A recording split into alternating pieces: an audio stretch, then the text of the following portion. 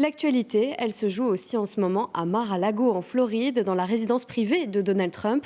Le président ukrainien est sur place pour une rencontre cruciale. Volodymyr Zelensky espère obtenir l'accord de son homologue américain sur la dernière version du plan pour une paix en Ukraine. On voit cela avec Benoît Feit. C'est une rencontre cruciale pour l'avenir de l'Ukraine qui se déroule en ce moment entre Volodymyr Zelensky et Donald Trump dans la villa du président américain à Mar-a-Lago. Une rencontre durant laquelle il sera beaucoup question de la sécurité des Ukrainiens dans le plan de paix. Nous en avons discuté avec nos collègues européens. Les garanties de sécurité doivent être mises en place simultanément à la fin de la guerre, car nous devons avoir la certitude que la Russie ne recommencera pas son agression. Nous avons besoin de garanties de sécurité solides.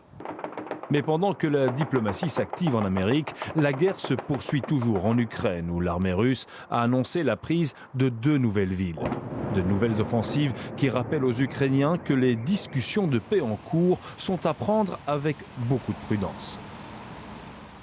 Je n'y crois pas, car nous avons déjà vu des négociations et des accords. Il y a eu une nouvelle attaque il y a 1 jour ou 2, et encore hier. Je pense que la Russie va faire traîner les choses autant que possible. Je suis convaincu que rien ne changera. Ce sera une longue série de négociations infructueuses. Et entendre les dernières déclarations de Vladimir Poutine, les espoirs d'une paix imminente en Ukraine semblent effectivement bien fragiles. Malheureusement, les dirigeants du régime de Kiev ne sont pas pressés de résoudre ce conflit pacifiquement aujourd'hui. Et si les autorités de Kiev ne souhaitent pas régler le problème pacifiquement, nous atteindrons par la force tous les objectifs fixés par le cadre de l'opération militaire spéciale en Ukraine. Donald Trump a pourtant annoncé qu'il avait eu un appel très productif avec Vladimir Poutine avant de rencontrer Volodymyr Zelensky, mais sans préciser si cela pouvait déboucher sur un accord de paix. Et on rejoint tout de suite notre correspondante aux États-Unis, Sonia Ghezali. Sonia, que peut-on espérer de cette rencontre ?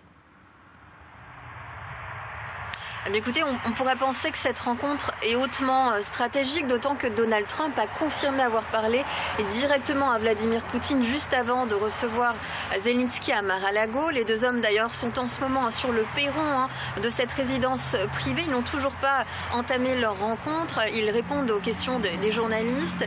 Et Poutine a même écrit sur son réseau social que l'entretien qu'il a eu avec Vladimir Poutine était très productif. Sans donner détails sur leur échange, le conseiller diplomatique de Vladimir Poutine en a donné, lui, en revanche, aux médias. Et selon lui, Trump et Poutine estiment qu'un cessez-le-feu temporaire ne ferait que retarder la guerre avant une reprise des combats. Et Donald Trump aurait même évoqué des perspectives de coopération économique entre les États-Unis et la Russie en cas de résolution du conflit en Ukraine.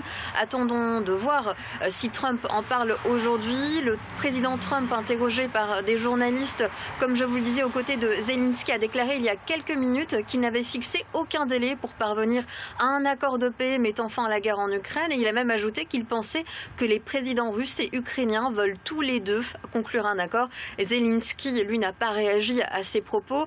En tout cas, le président ukrainien, lui, apporte un plan de paix révisé en une vingtaine de points, vous le disiez. Un plan qui touche à des sujets délicats comme le sort du Donbass ou le contrôle de la centrale de Zaporijia. Ce plan parle de cessez-le-feu, de territoires occupés et surtout de garanties de sécurité pour l'Ukraine. Et puis, il pose évidemment beaucoup de problèmes pour Moscou, celui entre autres d'accepter le gel du front ou des garanties internationales. Et Trump, dans tout ça, joue sa propre carte. La rencontre se tient dans la salle à manger de Mar-a-Lago, donc pas à la Maison-Blanche. C'est un cadre volontairement informel. Et surtout, un nouvel appel avec Vladimir Poutine est prévu juste après la rencontre avec Zelensky. Trump se place donc clairement en intermédiaire central et en faiseur de deal. En tout cas, on ne peut pas espérer une paix immédiate, c'est sûr, selon plusieurs analystes ici aux États-Unis. Merci Sonia pour ces précisions en direct.